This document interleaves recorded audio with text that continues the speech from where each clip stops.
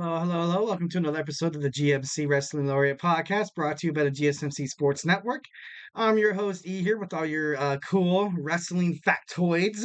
Of course, I'm your man. I'm your man. 110%, guys. 110%. This is the sports center of the wrestling world. You know what I mean? You can always hit that Superman punch, like and subscribe right now. Also follow us on Instagram, TikTok, and all those social media platforms so you can get more and more of me. No, I'm just kidding. More and more in wrestling, of course, or sports from the GSMC Sports Network. Thank you for tuning in to the GSMC Wrestling Laureate Podcast, brought to you by the GSMC Sports Network. We have a great show for you today. Today we're going to talk about a little bit of NXT review and also AEW preview. And because NXT last night kind of ended with Carmelo Hayes and Trick Williams in a steel cage match, I kind of thought of just like a handful of iconic WWE Steel Cage matchups that I kind of want to talk to you guys, about today. And to kind of cap it all off, we're going to end it with the great Nikki Bella, well, Nikki Garcia. She is all elite. Almost. We're basically going to go over how she almost signed a contract with AEW, how she was, this close of calling Tony Khan, making it happen, but, ultimately, it didn't happen. So, anyways, but before we move on, I beg you guys to hit the tips and donations link. Also, we get a number of questions that come in during the show from viewers like you. So to ensure that your question gets read on air, I ask you to use the tips and donations link at the gsmcpodcast.net with your questions. With this, put your questions up on top so I can see it. Tell me what you like, tell me what you don't like, tell me what you want to further talk about. I love talking to the fans. I had a couple of chat come up in the last couple of podcasts, and it was pretty fun. So the more and more you guys chat, the more and more we all can have fun together, because we all are a living breed of wrestling fans, and that's something that me and you have in common. So yeah, don't be afraid to talk to your boy E here. And again, the link is the gsmcpodcast.net. So moving on to our first, we have our WWE NXT review. It was a really good NXT, especially the last NXT before spring break-in. They're going to do their night one and night two. Super interesting to see how they're going to, Shawn Michaels is going to pull that off. But let's get on into it. Today, it started off with Noam Dar against Dijak. Honestly, this match was Noam Dar ultimately got the victory because, their strength in numbers with metaphor. But you have to admire his courage. For a small guy, he was able to put up with the powerhouse Dijaks. Like, he did not back down. And that's something that, I'm a man of like 5'6" on a good day, mostly 5'4". But Dynamite comes in small packages, and you don't want to mess with these little guys.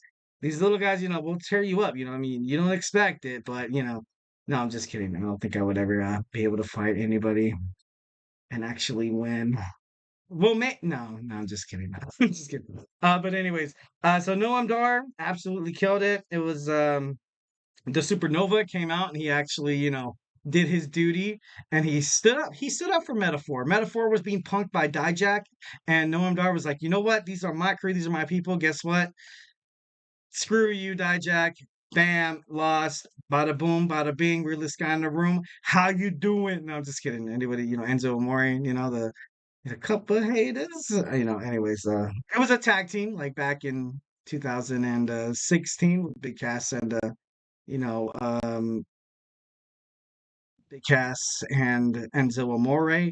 But actually, give me a 1 second. I will be absolutely right back. It's just yeah, just give me 1 second.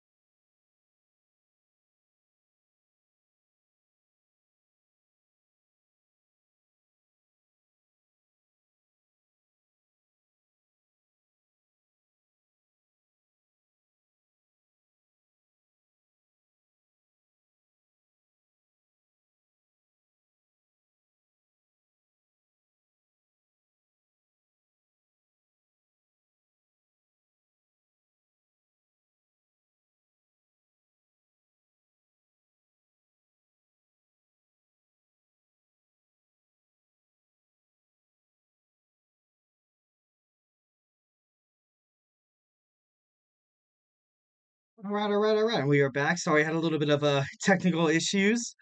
Um, you know, it happens. You love technology, but then again, it could be your worst enemy at the same time. But let's move on. We had Lola Vice against Soruka. Soruka's obviously, as you can see from WWE NXT, that they are the future of, and the women's division in the NXT. So good for Soruka. I feel like they're in good hands having her. And ultimately, the match was broken up by Blair Davenport, where Blair Davenport, kind of reignited the rivalry between Soruka and herself. But she was able to, Lola Vice was able to, come up with the victory, which was kind of sad because, I like Soruka. I think she's going to be amazing. And it was pretty cool. It was pretty cool how Vice was able to kind of use that distraction as like kind of like leverage. And then you had Natalia up on the screen, ultimately kind of building more up toward that, kind of like that match toward some spring break-in that they're gonna have in an underground match. So it should be pretty dope, pretty dope. Next, you have Rich Holland with yet another outburst. Ultimately, this is kind of leading him up to kind of being his old self, kind of being a little more ruthless. I can see him going heel very, very fast. But Rich Holland, he's a hell of a competitor. He's a hell of a competitor. And honestly, I don't think anybody could if when he's like on it, I was gonna say when he's hot, but that might sound kind of weird. But like when he's on it, good luck.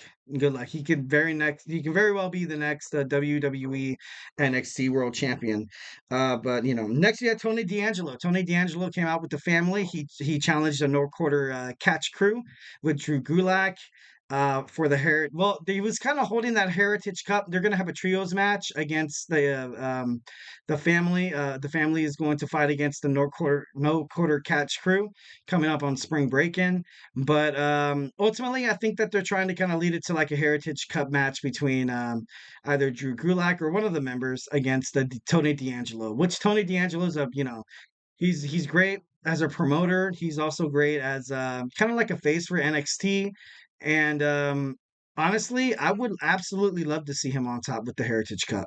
I recently found out about the Heritage Cup. I know about the rules and stuff like that, and I got to be honest, it's pretty badass. Like the way they kind of hold their matchups with the stipulations like that's always very, very cool, and it's kind of cool to see different things in the WWE. So, good for that. Next, we have Ilya Dragunov issues an open challenge. You had Javon Evans come out. Absolutely baller, this guy. Javon Evans is going to be definitely one of the future stars of the WWE NXT, whatever happens during the draft. I don't think he's going to get drafted to WWE Raw or SmackDown, but there's definitely going to be some, there's going to be a future for him. I can see him holding the title, definitely. I love the way, like, and I love the way he moves. I love the way you move. No, I'm just kidding.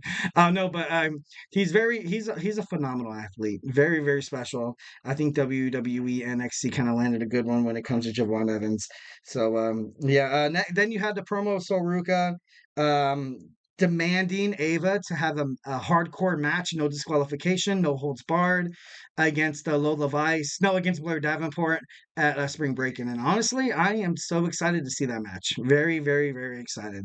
Because, I'm Attitude Era Eric. You know what I mean? I love that Attitude Era-esque of matches, especially here in the WWE. So that should be super, super awesome. Looking forward to that. Definitely one of the matches I'm looking forward to. Next, you have Tatum Paxley against Thea Hale. I love Thea Hale. I love her personality. I love how enthusiastic she is. Like, she's kind of like that Bailey mixed with like Alexa Bliss, where like she panders to the crowd and she wants you to like get on her back, or like, oh, the buddies. And then she's willing to kind of go there like Alexa Bliss was, to not be afraid to like kind of show her show her bad side. You know what I mean? So I think Thea Hale's going to do pretty well in the WWE NXT division, women's division, moving forward. Yeah, Joyce Jane kind of interrupted, and this kind of sucked because Thea Hale was kicking ass and ultimately kind of building up to a match with them, probably fighting at Spring Break-In, which would be pretty badass. Then you had the brawl after the match. You had the brawl after the match where Thea Hale went after Jason Jane, but as all the attention was up on top of the ramp, you had referees out there and everybody was like, oh my God, like what's going up there? Like what people didn't see inside the ring, you saw Lyra Valkyrie absolutely come out and demolish Tatum Paxley, which is pretty cool. Honestly, you really kind of don't see that when it comes to women's wrestling, especially in my era. Like usually, you would see just like a little brawl, but no, you had two brawls. You had two brawls happening at one time. Absolutely awesome, absolutely sick. I love the way that they're taking the WWE NXT Women's Division. So I don't know. Hey, Sean, keep it up. Next we have Roxanne was bragging how she wants to challenge Tatum as well as Tatum Paxley as well as Lyra Valkyrie, and she was like, "Oh, this job is easy. Why is Ava just why is she always like complaining about her job? I can do this job." And then Ava came out and ultimately like made her pay the price, be like, "Hey, you know what? This is a triple threat match, so up yours, man." No, I'm just kidding. No, Roxanne Perez, she has, incredible talent. She's great on the mic and just that in your face, not afraid to kind of like be that, that witch, but not with a witch. Obviously, you guys catch my drift. But which is pretty cool. Next we have AOP. They ultimately they fought these. I think it was. Oh, it wasn't Trent. No, not Trinity. That's wrong. But anyways, they basically showed why they deserve to be on top of the WWE NXT Tag Team Division. They really, really did. And at the end of the match, you had Axiom and Frazier come out the Tag Team Champions. I kind of confront them because they were the ones who got attacked by them last week. And I don't know. It's going to be a really, really good, it's going to be a very, very good rival between those two. It's going to be a great match. And I'm excited to see that one as well. Next, you're going to have the Viking Raider Ivar. The Viking Raider Ivar came out and defeated Josh Briggs, which is pretty cool. You know what I mean? I like Ivar. He did lose on Monday Night Raw to the returning Sheamus. I thought that kind of maybe discredited his credibility a little bit. But then again, I was like, okay, like, now it's clear that Ivar, the Viking Raider, will be drafted to WWE NXT on the 26th of April, Friday Night SmackDown. So I think that's definitely going to be one of the first round picks that NXT is going to make. And I think it's a good pick. Like right now, he's kind of having that feud with Obafemi. Not a lot of people could challenge Obafemi or really like stand up to his not just charisma, his athleticism, just like his overall just brute force. This guy's a monster. This guy's a powerhouse. This guy's like that guy that you see on the side of the alley and you're like, oh my God, that guy's way too buff. Maybe he'll be my friend, I'm just kidding. No, but anyways, so to be honest, it's going to be a great match. If Ivar and Obafemi fight on Spring Breakin, honestly, I'm going to dig it. I think that'd be super, super cool. And to kind of cap it all off here, our final match was between a steel cage match between Carmelo Hayes and Trick Williams. I honestly, when I saw the match coming up, I was, gotta be honest to you guys, I was a little depressed. I looked up at the time, it was like 9:50, 9:51, or no, it started at, and it's at 10. And I was kind of thinking, I was like, oh man, this match is only going to be 10 minutes. That kind of sucks. It's going to be a 10-minute match between two guys that could obviously light up the ring. But to be honest, it was 10 minutes well spent. 10 minutes well spent. Great match. Carmelo Hayes underestimated Trick Williams, brought in his goons, brought in a steel cage, steel chair, and he ultimately he got that trick shot right to the face, right to the dome, and he went down for that 1, 2, 3, leaving Trick Williams a victor, and pointing at Ilya Dragunov and saying, "Hey, next week, dude, I'm coming for that WWE NXT World Championship." Super cool stuff. I love it when Trick Williams and Carmelo Hayes go at it. It kind of reminds me of because they were like basically brothers, tag team partners. Kind of reminds me of the Hart Foundation Civil War, where you had Owen Hart and Bret Hart kind of go at it. So I don't know. Usually when it comes to matches like that, especially people that for those wrestling fans who understand the matches between Owen Hart and Bret Hart, their chemistry in the ring, you can't really get anything better than that. So I don't know. Trick Williams and Carmelo Hayes, hope they have more matches in the future, and it's going to be super awesome.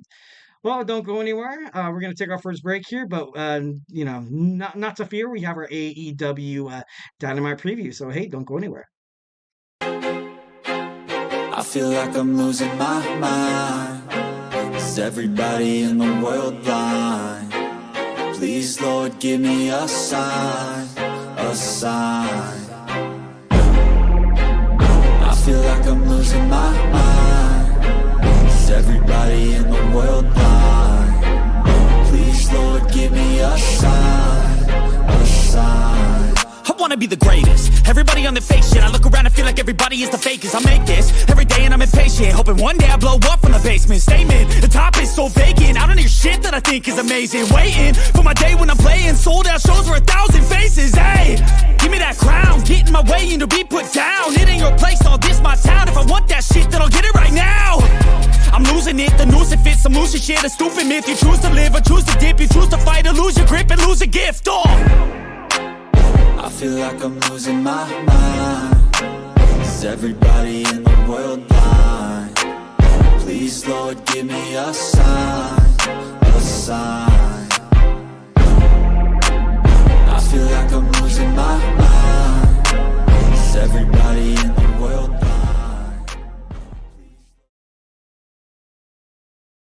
Yo, what's up, everybody? It's your boy E from the GSMC Wrestling Laureate Podcast, brought to you by the GSMC Sports Network. Sorry. Just recently we spoke about WWE NXT review and kind of how that goes, and kind of moving forward, we have our AEW Dynamite preview to look forward to.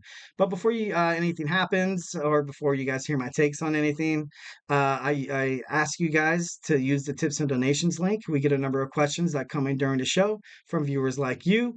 So to ensure your question gets read on air, I ask you to use the tips or donations link at the gsmcpodcast.net with your questions. Just put your questions up on top of the list so we can have a conversation. I can see it. We can talk about it. Tell me what you like. Tell me what you don't like. Tell me what you would like to, I don't know. Tell me what you want to hear on the podcast. Tell me how I can please the viewers, please the people, power the people, baby, all the way. And leave a positive review here at the GSMC Sports Network. We love peace, love, and positivity, and it really helps the show, guys. So again, the link is the gsmcpodcast.net. So yeah.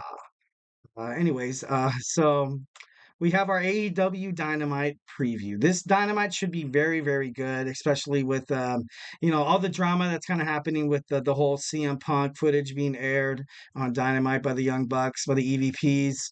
And also what Will Ospreay said about Triple H, and Triple H in his comments about how a lot of wrestlers that went to AEW, Impact Wrestling, Ring of Honor, New Japan Wrestling, didn't want to join the WWE, or didn't even try to join the WWE, is because the WWE is a grind.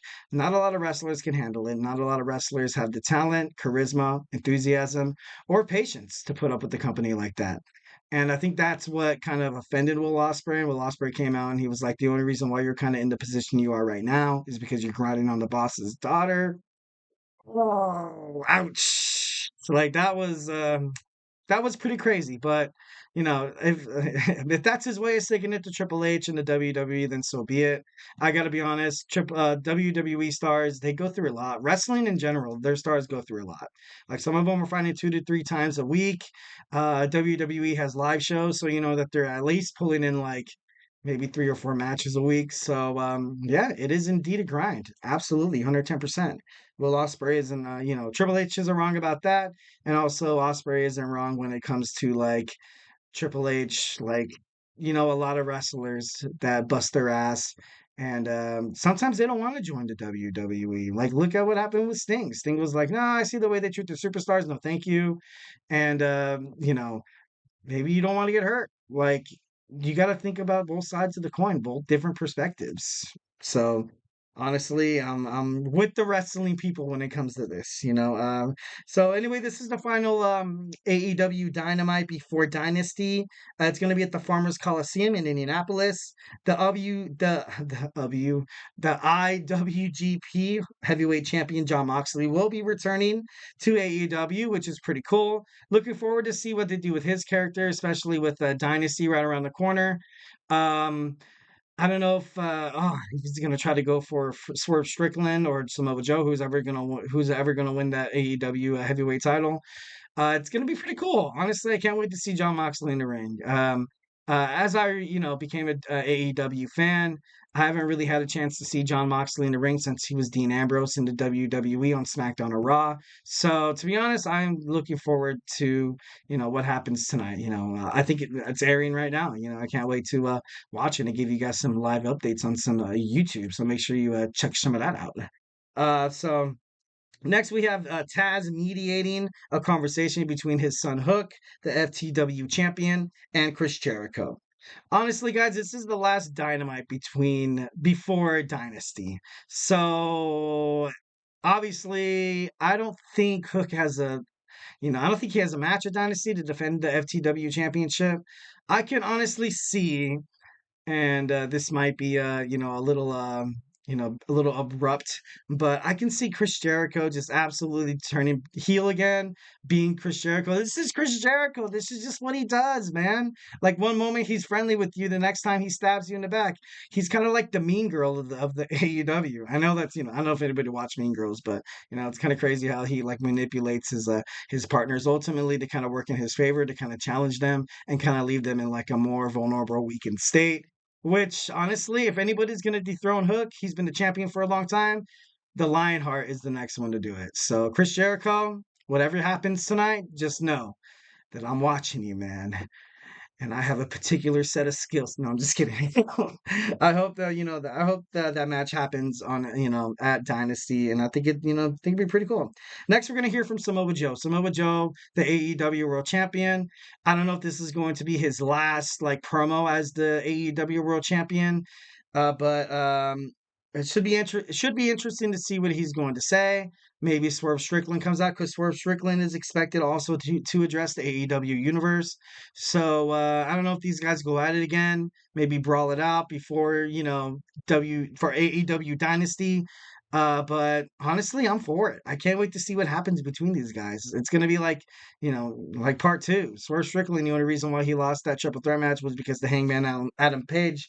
So I don't know if he's ready to hold the championship or the strap, but I don't know. It should be pretty damn interesting to see what happens. So. Next, we have the Elite, Okada, the EVPs, Matthew Jackson and Nicholas Jackson against the Death Triangle. Pac, Penta El Zero Maido, and Daniel Garcia. A nice little trios match.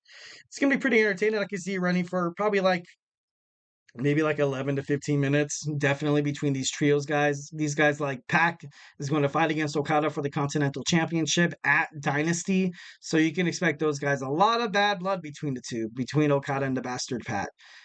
So, super interesting. I can't wait to see that match. I love, like I said before in a couple podcasts, I love trios matches. I kind of wish the WWE would kind of adapt to the trios like championship with three guys. I think that'd be pretty cool. Absolutely. But to be honest, I'm not trying to be a hater, and I'm not trying to seem like I'm on the side of FTR or CM Punk, but I think the EVPs need to lose this match. I really honestly do. They have just too much stuff behind them. Honestly, it's to the point where you kind of see these guys as one of, some of the people who started the company with Tony Khan. Cody Rhodes was one of those guys. But I don't know. It's to the point where like I don't know, like these guys, it's of course like they're annoying. They're trying to play that heel role. So maybe in their book, they're doing their job very, very swell. And they have me hooked wanting them to lose so badly. But I don't know. I just don't, I think that the other side kind of needs to build some momentum. They kind of have that obscure thought that maybe, just maybe, Okada might lose to Pac, or the EVPs might lose to the FTR for the tag team tournament for the AEW World Tag Team Champions. So I don't know. Just for a better dynasty, I think the Elite should lose tonight. But that's just my opinion. Next, we have Deonna Purrazzo against Mariah May. These two individuals, these two women wrestlers, they started their careers at the same time, and they're actually competing for the first time. So honestly, I think both of these guys, well, girls, both of these girls are absolutely like they're players when it comes to the world of professional wrestling, and I hope for the best of for both of them. I know Mariah May, she's kind of like that, like that bad girl where she does anything to win, including like she has that timeless Tony Storm like I think she kissed her on the cheek or something like that, and everybody was like, "Whoa, like that's crazy." But I don't know. I think these two superstars are going to put on a hell of a match tonight, so I can't wait to see that match tonight. Both of them are obviously going to be the future of the AEW women's division, so that's why you kind of have a guarantee. You have an Eric Rodriguez guarantee that this match is going to kick ass. So who's going to have the better match? Is it going to be the Elite versus the Death Triangle, or is it going to be Deonna Purrazzo versus Mariah May? And honestly, I think it's probably going to be Peraza versus May. So, that obviously is going to be pretty big. If I'm wrong, which I doubt I am, you guys just, use the Tips of the Nations link on the GSMCpodcast.net tomorrow at 8 p.m. and be like, hey, like, what the heck, man? Liar. You're a phony. You're a phony. No, I'm just kidding. Don't be so mean. Why you gotta be so rude? Anyways, so next we have Claudio Castagnoli against Will Ospreay. Obviously, what I mentioned before, that Will Ospreay is kind of like not in deep water or hot water, but he kind of put a light on himself. He kind of put a light on himself along with the AEW roster to kind of show that here over at the AEW, we are grinders too. And I'm not trying to say they have anything to prove to WWE. That's like not what I'm trying to say at all. But when you kind of bring it up, kind of like one of those things where you talk mess, you kind of have to back it up. If you don't back it up, then you kind of look like a chump. So especially with this match against Brian Danielson, I'm never gonna get that right, guys. Never, ever, ever, ever, ever, ever, ever. But that match against Brian Danielson at AEW Dynasty, it should be pretty good. Should be pretty cool. Will he live up to the hype of being the ultimate grind, to being the aerial assassin, Will Ospreay, that guy that WWE really regrets not signing this guy? And I think like it's kind of like that personal aspect to it as well. Maybe he does have a chip on his shoulder, and if he does, cool.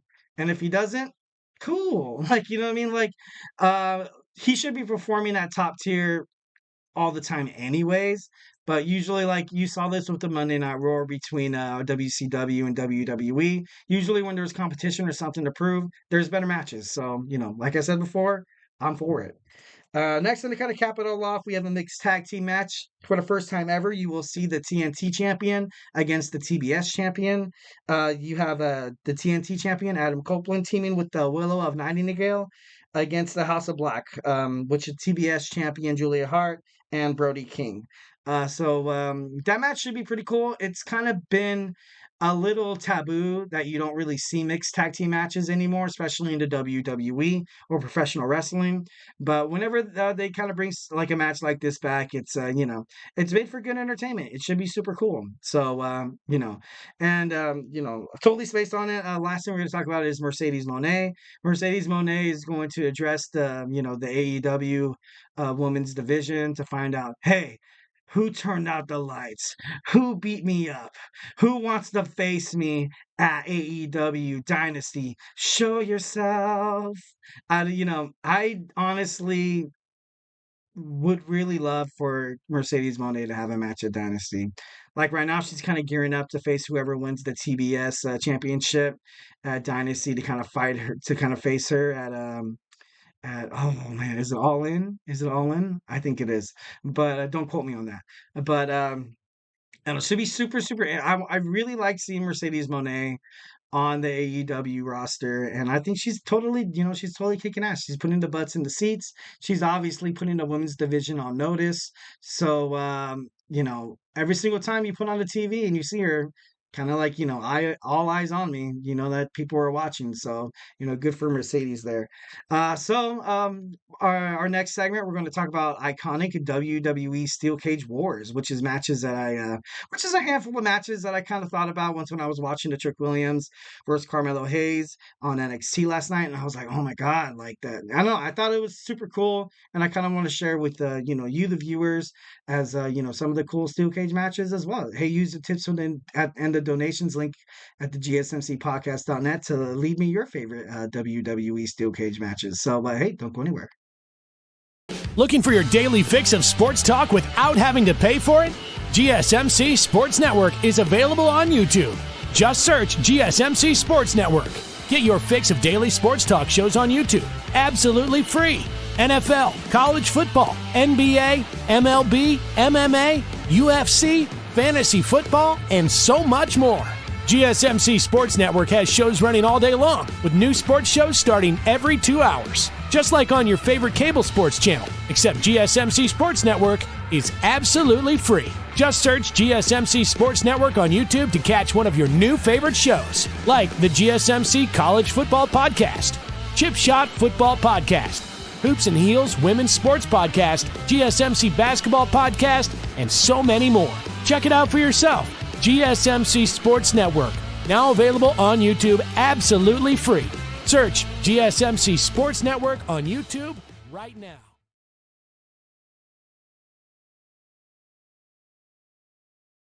All right, all right, all right. Welcome back to the GSMC Wrestling Laureate Podcast, brought to you by the GSMC Sports Network. Just to kind of reflect on what we talked about in segment one, we talked about WWE NXT review, kind of what's going towards spring break-in. Obviously, you have that match, the World NXT Championship match against Ilya Dragunov and Trick Williams. That should be pretty stellar. Next, we spoke about AEW preview. This is the last AEW Dynamite before Dynasty. So a lot of superstars kind of getting in their last jab there, So essentially, this is kind of like the night before WrestleMania for AEW wrestlers. So I think this is going to be it's going to be pretty good AEW. Definitely, can't wait to watch it. But kind of moving on to our next segment, we're gonna talk about iconic WWE Steel Cage wins, wars. So like I said before, I kind of got into that Steel Cage mood, watching the Trick Williams, Carmelo Hayes, and me definitely like being an Attitude Era kind of guy. I like seeing stuff like this, and I like seeing I'm not trying to tell you guys that I'm like, oh, I love seeing blood, because no one likes seeing blood or anybody badly beat up. Or maybe do I? I'm just kidding. No, but I think it's gonna be it's gonna be I hope you like it. If you don't, then leave me a comment on the tips and donations link. But hey, hope you guys sincerely like it. And right now, once again, technology is not my friend, and this is not going to work out. I apologize to all you guys, but I guess we're just gonna have to freestyle it. Let's do it. Man, you gotta love technology. Absolutely, positively love technology. All right. So what I kind of want to talk about first is Triple H versus Shawn Michaels in a steel cage match in Armageddon 2002. Ultimately, it was 3 stages of hell match, where you kind of had the first match being a street fight. Then the second match was the steel cage match for the World Heavyweight Championship. And then the last match, Triple H picked up the victory in in the ladder match. I think the ladder match was the final one. But I don't know. You saw Shawn Michaels pick up his first fall in the 3 stages of hell, round 2, with the steel cage match, and he was able to kind of do a splash off the top of the cage to ultimately pick up the victory, which is really badass for Shawn Michaels. And like I said before, he did lose to Triple H, and sadly enough, this was kind of Shawn Michaels' final title run, which brings a tear to my eye because I'm a huge Shawn Michaels fan. Another steel cage match that's very much alive in my head, although I didn't personally see it myself, but is Hulk Hogan and King Kong Bundy, WrestleMania 2. It was a WWF Championship match. You had the 400-pounder King Kong Bundy, most likely the one to kind of dethrone Hulkamania during the peak of Hulkamania, where he was almost running on 4 years. 4 years as the WWF champion. So obviously that didn't happen. Hulkamania was able to kind of come out of the come out of the woodwork and kind of do what Hulk Hogan does best, is kind of get the crowd behind you, get that Hulkamania where like they would hit him and he'd be like, oh, and they'd hit him again. He'd be like, oh, and then they hit him, he'd be like, you, like, and then he would just like bam, and then Hulkamania is like totally unleashed. Absolutely, like I heard the effects of watching Hulkamania be unleashed is the same effect as like one gets, when you see your child born for the first time. No, I'm just kidding. I'm like, I heard it's pretty exhilarating though. Absolutely, absolutely. Get on your favorite roller coaster, and just know. Just know when you're riding that ride, that's how I felt once when I watched Hulkamania go Hulkamaniac. I'm just kidding. But pretty cool there. And moving on, so we have we have Bret Hart versus Big Daddy Cool Diesel in your house. This was for the WWF Championship. This was kind of like Diesel going out for retribution against Bret Hart, who took the title away from Big Daddy Cool Diesel at Survivor Series a year prior. Ultimately, they went back and forth for a long time. It was kind of like a slow match, kind of like a nice little like a mellow, like draw kind of thing, kind of like the Sheamus and the Ivar match at Monday Night Raw. But no, this is old school wrestling. This is old school, technical. This is cool, man. All about the fundamentals. But ultimately you saw Bret Hart pick up the win. He was able to escape out of the cage thanks to the Undertaker kind of making an appearance, coming out from under the ring and dragging Diesel. Diesel was this close to getting out of the cage. He dragged Diesel under the ring and brought him down to him.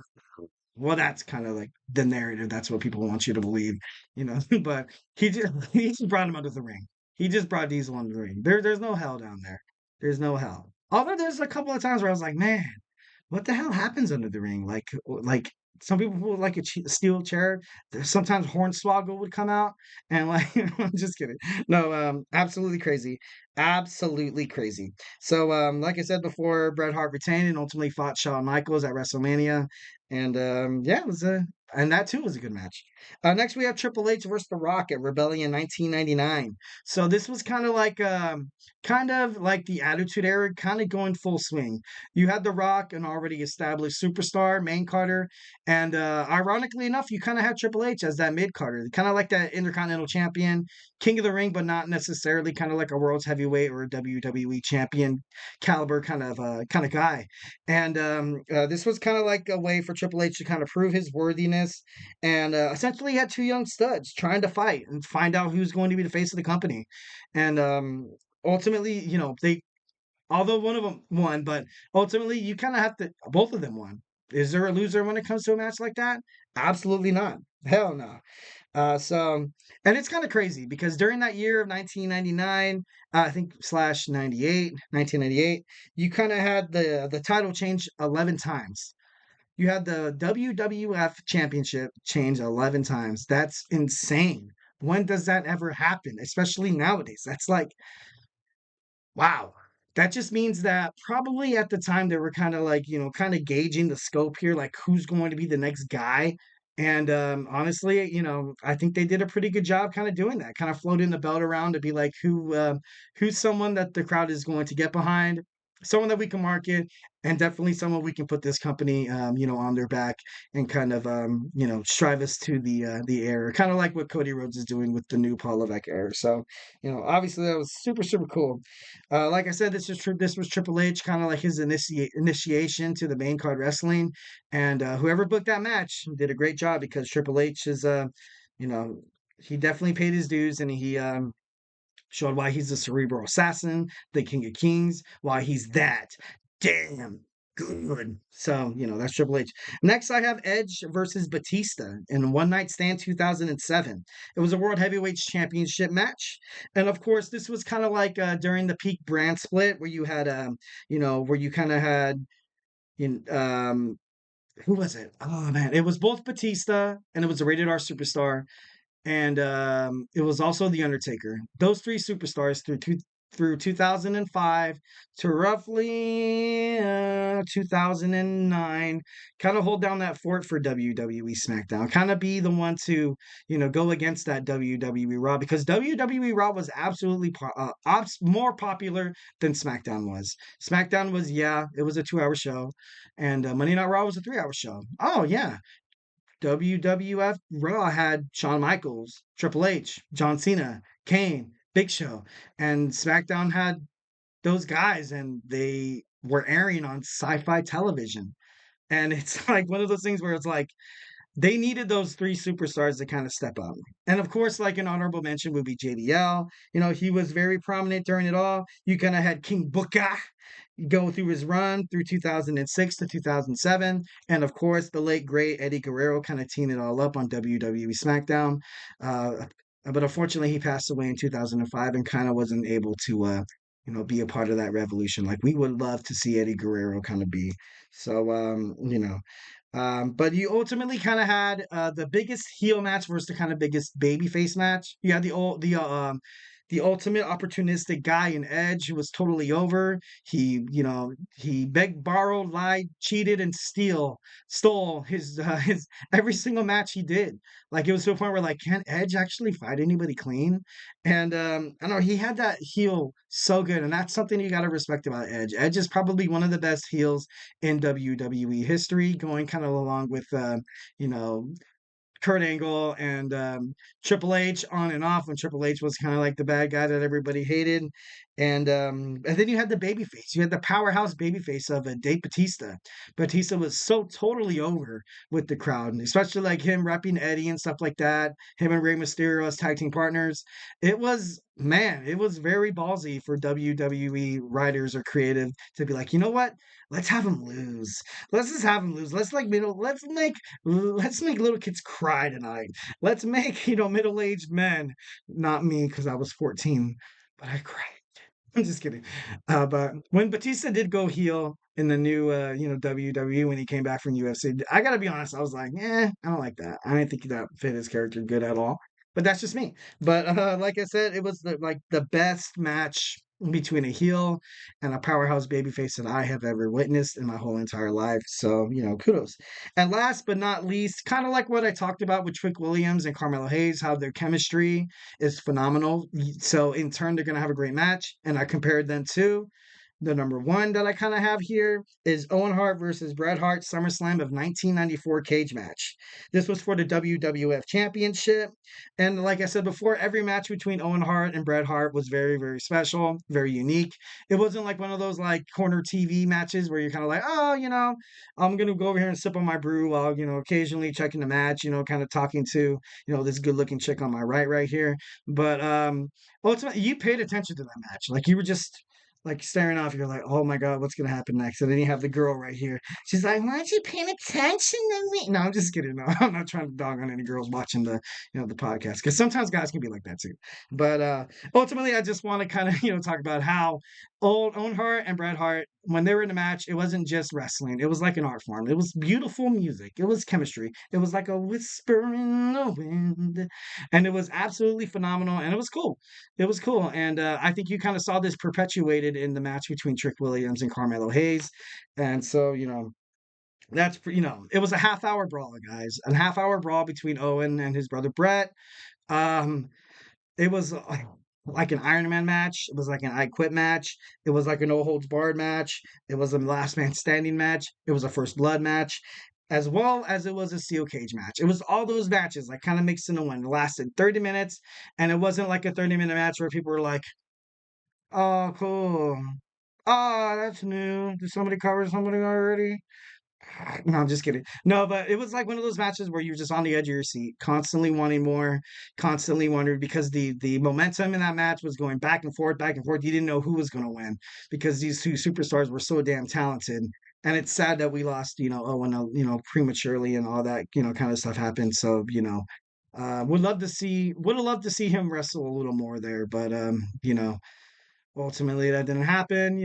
Thoughts and prayers to the Hart family. Still to this day, he was a great man, great wrestler, great in-ring performer, and just an overall great human being. So next, we're going to talk about Nikki Garcia / Nikki Bella is all elite.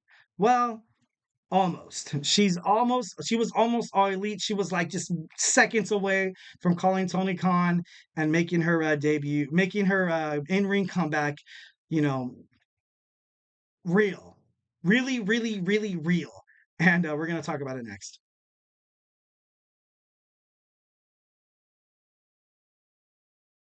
For the best and latest podcasts available anywhere, go to the podcast app on your cell phone and type in GSMC to access free content-rich podcasts on health and wellness, book reviews, sports, entertainment, relationships, social media, movies, technology, finance, and even weird news. Subscribe and download the GSMC Podcast Network's family of shows, available everywhere podcasts are found.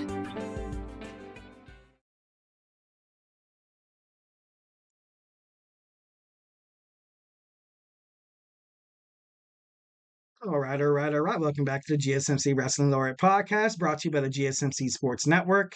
So, just to kind of reiterate what we talked about, our first segment, we talked about WWE NXT review, our AEW Dynamite preview. Also, we talked about a handful of steel cage matches that, inspired me when I was younger to kind of want to fight in like a steel cage and like, fight with my brothers in the room and pretend like, like something was a steel cage and, throwing them through the tables and, all that other good stuff.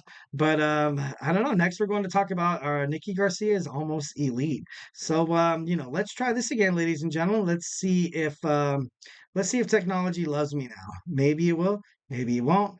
And oh, it works. Oh my God, AI loves me after all. Maybe he doesn't want to destroy me in my sleep tonight, but just kidding. I don't know, that's so weird. Why didn't the other one work? Anyway, breaking that third wall right there, guys. I'm like the CM Punk of WWE podcasting. I'm just kidding. Uh, so, um, so like I said before, former WWE icon Nikki Bella has admitted that she was very, very, very, very close to calling Tony Khan for a star-studded in-ring return that would have left the wrestling world on fire. And you got to believe that 110%. Imagine if you were, a wrestling fan flipping through the channels, you would see AEW on TBS or TNT, and then you would just see Nikki Bella on there, and you'd be like, what the hell? Like, that's crazy. That's cool. Like, they got Mercedes Moné on there. Very, very talented. They got a handful of talented WWE stars, which is pretty cool. She ultimately kind of left the Bella name at the out, of the WWE. Nikki spoke on the Nikki and Brie show, a podcast that she hosts with her sister, saying that when they saw Mercedes Moné make her AEW debut, they kind of thought about wrestling again. And you kind of got to, you kind of got to think about it. You're like, is that something that maybe that Mercedes Moné kind of thought about? Like, how can I influence other women, other pro wrestling women to kind of, get up and kind of, you know, take their life by the control and kind of, come out and do what they love to do, which is professional wrestling. And Nikki Bella almost, she almost got back into it. She said, and I quote, how serious I got. I think I can maybe do a year at AEW and I can do it every week. She said, Mercedes Moné, when she said, and I kind of realized this once when I saw her, Mercedes Moné, her first in-ring performance, her first in-ring promo as a AEW superstar. She said, here we're going to make the evolution worldwide. And obviously everybody knows that's the women's evolution, what she was referring to. And obviously WWE just recently has gone kind of global with Saudi Arabia, France, Scotland, Puerto Rico, but AEW, they're kind of like I said before, they kind of have that open forbidden door where they wouldn't where they're with New Japan Wrestling or Ring of Honor or Impact Wrestling, where these guys travel all over the world. Like, it's crazy. This is something that probably the WWE women's division sorely needed at that time. Obviously, that didn't really, come to come to par, but I don't know. I just think that's pretty cool how when Mercedes Moné kind of said that, and I kind of knew that comment was kind of like gonna rattle a couple of pages from the media, but ultimately, so Nikki announced that Brie and Nikki were kind of heading for a new chapter when they left the WWE, which kind of made me think that maybe they do have maybe they could have a future in AEW. And to be honest, as a prominent, mostly WWE fan, I want to be upset. I would love to kind of see these girls go out there and still kind of do what they do. Both of them moms now, kicking ass, taking names, hosting a podcast. Obviously, they are really like when you think about the WWE Women's Evolution, you got to think about the Bella Twins, 110%. They absolutely killed it. So, and you also had newly signed WWE superstar Jade Cargill kind of shower flowers on Nikki. She kind of said, and I quote, I would love to get to the ring with her, meaning Nikki Bella. One of the most talented wrestlers in the world, both women and men. And that's just pretty cool right there. Jade Cargill is a rising star in the WWE, and just know that she looks forward to a lot of women's evolution wrestlers like Nikki Bella was. So obviously she wasn't that that person to kind of be tossed to the side or anything like that. So she was definitely one of the wrestlers that, or if not the wrestler, to start the women's evolution. But the WWE Women's Evolution kind of took place and started in 2015, where women they kind of got more opportunities like the males do to kind of shine. They were able to cut promos. They were able to have longer matches and longer screen time. It's crazy because even that kind of perpetuates into what's happening now in the WWE, and a lot of WWE Women's Division superstars like Piper Niven. Once when WWE announced the new show Speed on X, which is 3-minute matches, Piper Niven said on social media, 3-minute matches, ladies, it's our time to shine. Wait, what do you mean? It's not for us? Kind of like it's just like a personal like little jab that women's wrestling, throughout the years and throughout the generations of wrestling, their matches were kind of like around that time. We're kind of like around like 3 minutes tops. Mostly we want to focus on the male superstars. And I don't know, it was absolutely pretty crazy. But you gotta acknowledge Nikki and Brie were absolutely sensational. They were trailblazers for the women's wrestling, for not just in WWE today, but all around the world, which is pretty cool, honestly. She said, and I quote, "We needed to find a way to be treated like the men were treated. They want to be treated equally. Like, what's wrong with that?" And she said, "We wanted the best for everyone. The women were miserable, working so hard on WWE events, and when it comes to Raw or SmackDown, kind of being disappointed. So it's essentially they were kind of exploited. They were kind of like, okay, we're gonna give these WWE live events, which aren't televised, kind of more like the women's wrestling, kind of throw out that trial balloon there, see how it does." And she also said in the interview that the women's wrestlers, they kind of came together during this evolution. They came together, they talked, and they were like, "Look, like no one's kind of out there to kind of like, I'm gonna go out there and get mine." If someone got attention the night prior or the night before on SmackDown or Raw, they're like, all right, let's give somebody else a chance. Like they were able to kind of like coagulate together and come to an agreement that this isn't just about individualistic, goals here. This is kind of like us as a company kind of starting this new age wrestling where women ultimately, you know they are as great as the men. Obviously you see it in WWE now, so they did a great job. If you see it now happening today, where you see women main eventing WrestleMania and stuff like that. Like they deserve that 110%. They put their bodies through as much pain as the boys do, and sometimes they go off and have kids, and they put their bodies through pain just more than the boys do. So it's super cool that Nikki and Brie Bella were kind of like there to kind of do it. And obviously throwing flowers there, definitely they deserve it. They're definitely some of the best wrestlers of all time. Definitely respect them. Definitely still think about them to this day. They're actually my wife's favorite superstars when she kind of was into WWE. She still is, but she just watches the pay-per-views and stuff like that. But I'm the only dork that just like watches the shows every week. I'm like excited to see more, and I don't know, it's pretty darn cool. You got to respect them. They had a vision.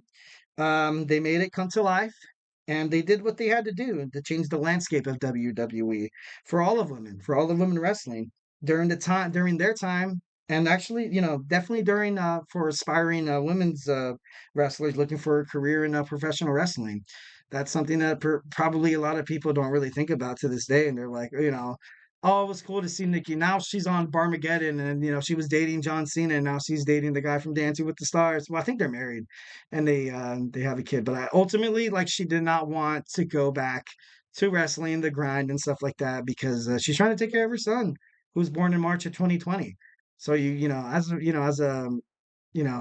a father, I think that's I would definitely, take a time away from my career to spend time with my kids because I love my kids to death.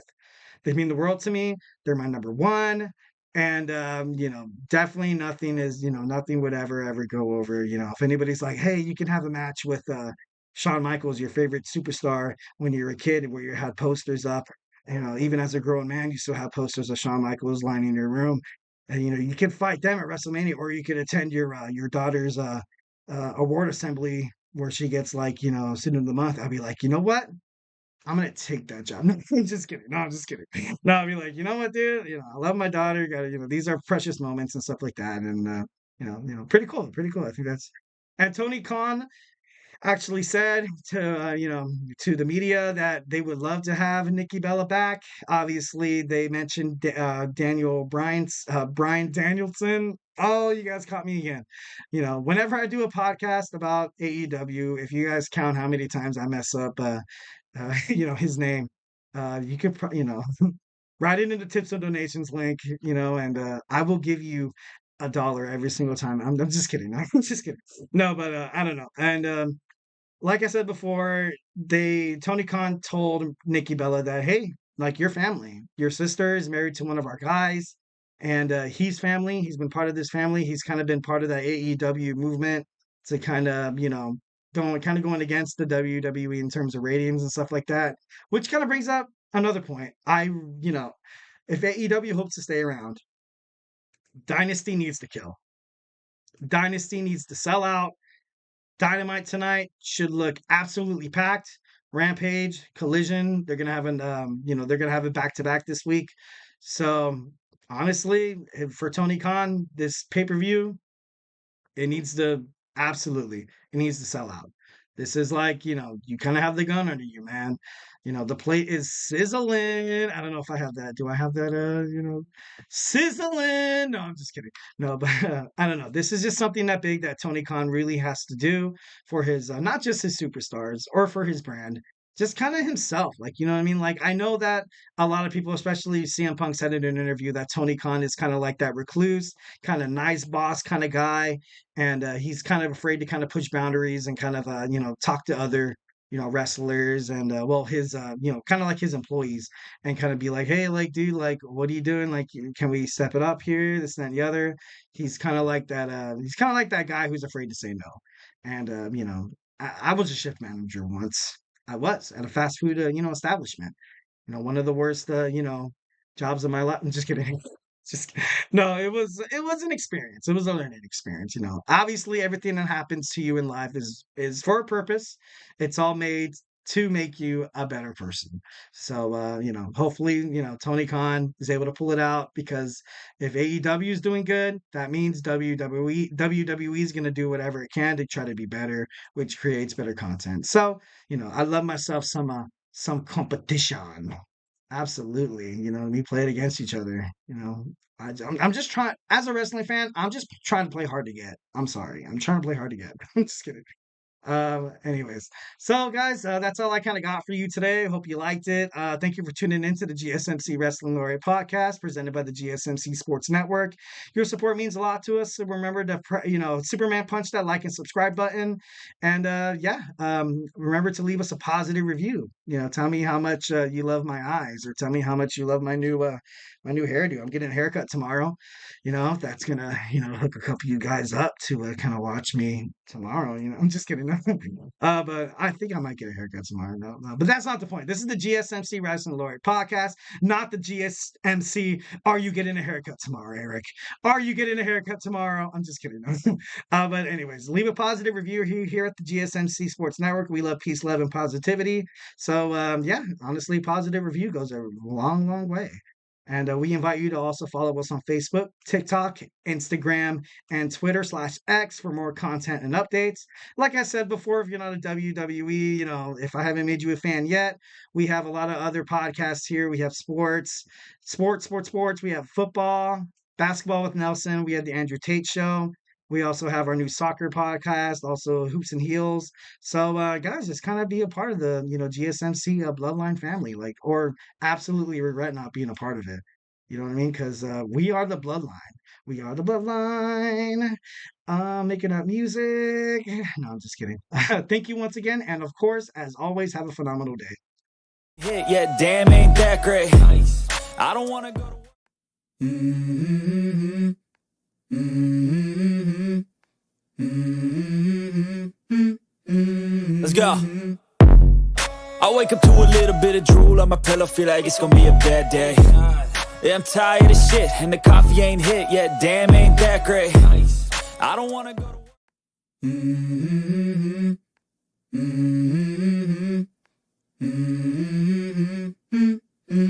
Let's go. I wake up to a little bit of drool on my pillow, feel like it's gonna be a bad day.